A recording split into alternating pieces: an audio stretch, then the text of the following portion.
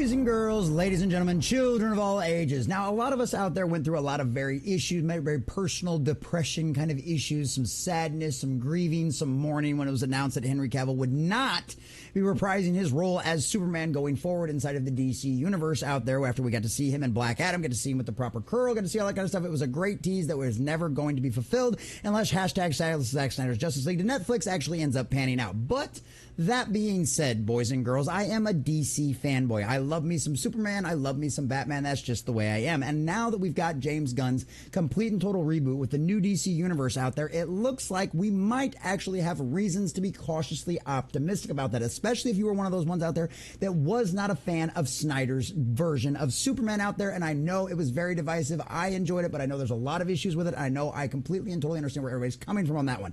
And I know there's also a lot of hate out there for James Gunn, but at the end of the day, I am still cautiously optimistic about this. I've been cautiously optimistic about this since we initially heard of the casting. I was just always cautious about this whole thing. When he talked about trying to bring us a new, more hopeful Superman, I'm like, okay, you're saying all the right things. You're talking all the right things. You're showing off the right comic book series and stuff like that. And then the casting just absolutely nailed it. And it got me to the point where I am now cautiously optimistic about all of this stuff. Hell, we even got a ginger Jimmy Olsen. Well, it looks like from a renowned scooper out there that has been halfway reliable in the past, claims to have seen some of the new James Gunn's Superman movie, and from what he's heard so far, it is the direct opposite of Zack Snyder's movie and might actually end up giving us the bright, hopeful Superman that so many people are excited to actually see bring to the big live action screen. So we've got this article over here from cosmicbook.news for our dear sweet Matt McGloin. James Gunn's Superman said to be opposite of Zack Snyder's Man of Steel. So we're going to check out the article. We're going to get into all the juicy details, see exactly what he's saying, how much of a difference this is between the Zack Snyder version of Superman, and of course what we're going to end up seeing from James Gunn's new DCU out there. So before we do, if you do enjoy our content, hit that like button, share with all your friends, and subscribe or follow if you have not already, boys and girls. And leave us a comment in the section down below. Let us know what you think about this. Does this make you more optimistic? Does this make you less optimistic? Are you just going to be completely and totally off kilter with anything James Gunn's DCU going forward out there? Let me know what you think about all this in the comment section down below. So it seems like there might be no neck snappage in James Gunn's Superman movie. According to Scooper Daniel RPK, the flick will not be like the DCEU and will be the opposite of what Zack Snyder did with Man of Steel 11 years ago. Snyder's movie has come under criticism for the violent scenes as well as Superman killing Zod. I really hated the Paul Kent death scene myself. Yeah, I think most of us all had issues with that one. It wasn't really a great thing, but I get it, right? Zack then went with Batman vs. Superman, which was less like the Man of Steel. Eventually, Snyder got to finish his DCU with his 4-hour Justice League cut, which I absolutely really did enjoy. You got to flesh out Cyborg. That was a lot better done job. Cyborg was actually absolutely screwed over by Walter Hamada and the rest of his ilk over there at Warner Brothers at the time. So yeah, I liked it. I definitely liked the 4-hour cut a lot better.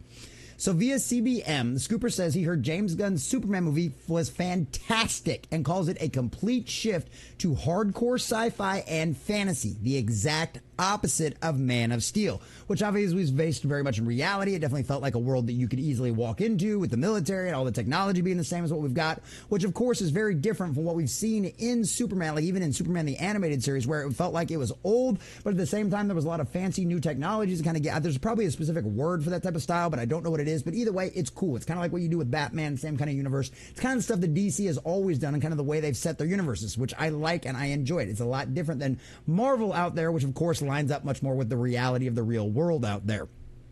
Daniel RPK also says it's different than Snyder's DCEU and the heroes have been around a long time in Gunn's version, which honestly is something that we've been talking about for a while, which also might explain the rumors surrounding Josh Brolin getting cast as Hal Jordan for the Green Lantern 2, which honestly, I guess if they're going that direction, it kind of makes sense. But me personally, I'd rather see a proper, like, younger Hal Jordan out there, but we'll see what we get in this world out there.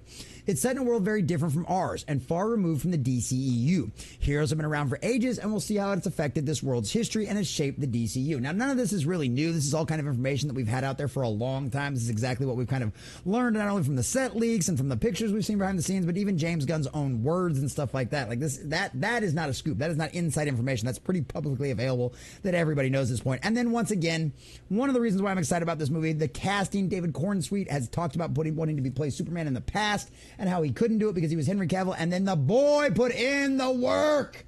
He got yoked for this role, and I'm good with that.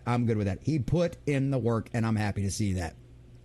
Daniel RPK also says it will be less similar to the MCU and more in line with Star Wars has done recently with different stories in different timelines. If it's just that aspect, okay, I get it. That's not so bad. Just don't take anything else out of the page of Disney Star Wars right now, because that's hot garbage. The DCU will feature various projects set across different timelines, not just present day, so more in line with the approach of Star Wars than Marvel, says the scooper. It's our understanding that Zack Snyder can come back to the DC if he wants to, and Zack even said that if he does, he would want to be on something like an adaptation of Frank Miller's Batman The Dark Knight Returns, which, considering what he's done with Frank Miller's adaptations in the past, I would absolutely love to see that. That fits Zack Snyder's style. That's the kind of thing we've seen him do very well in the past, whether it be 300 or Watchmen. That is something I would love to see him do. That is where he really, really shines, in my personal, humble, common nerd's opinion out there.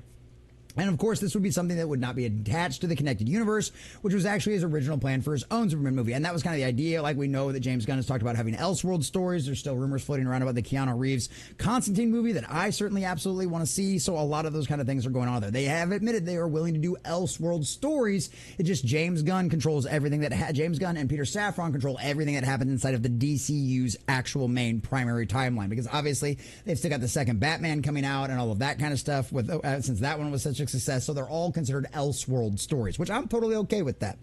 We've also been told some of Snyder's crew is working on Gunn's Superman and that Gunn is friends with Zack. So this is all kind of lining up with a lot of the other things that we've heard, talking about that it's fantastic, that it's good, that it's the opposite of Man of Steel, that they're giving us a more hopeful Superman, that they're giving us the positive Boy Scout that we've all wanted. And honestly, that's what makes the most sense with a lot of the kind of stuff that they've been doing out there with this kind of thing, because that's what lines up from the story that we've heard, from the sense that we got to do. It's like a kingdom. It's kind of a little bit of a Kingdom Come reversal situation, right? Instead of Kingdom Come happening where the old heroes who were the heroes who inspired everybody to become heroes have to go back in and teach the kids what's right and wrong and how to be morally just and right and upstanding and all that kind of stuff. It sounds like instead we've gotten the Superman, the hopeful Superman, in a younger form, where he is going to come into a world with already established heroes that are corporatized, that are either working for the government, and needless to say, they're not going out there and just being the kind of heroes we've all known them to be, just going out there and doing good for the sake of doing good without a bunch of corporate or governmental overlords. And honestly, as a guy who's a big